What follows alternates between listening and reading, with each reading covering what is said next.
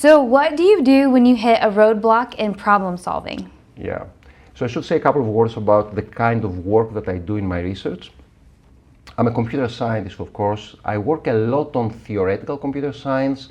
Think of it as solving math problems, but math problems with very real applications sometimes.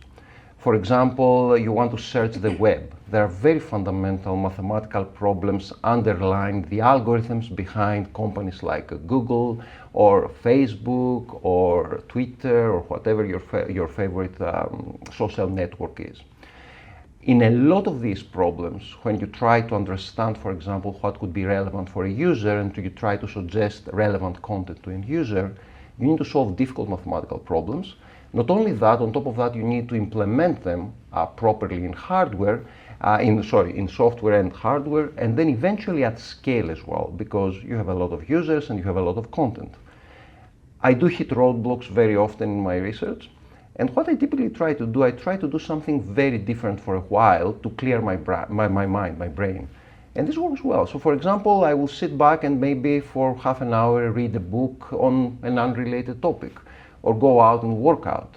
Do something that will allow my brain to clear, focus on something else, and then I come back and I work on the problem a little bit more. The other thing I do quite often is I rely a lot on teamwork. So I have a network of collaborators, colleagues, I throw the problem out to them, we have meetings, we try to solve the problem together.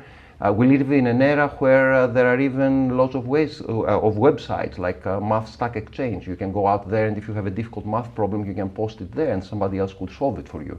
Over the past year, I also use these large language models, the chatbots, to help me solve it. They haven't been really successful at solving the problems that I deal with, but still sometimes they give me reasonable ideas. So lots of options out there. Awesome.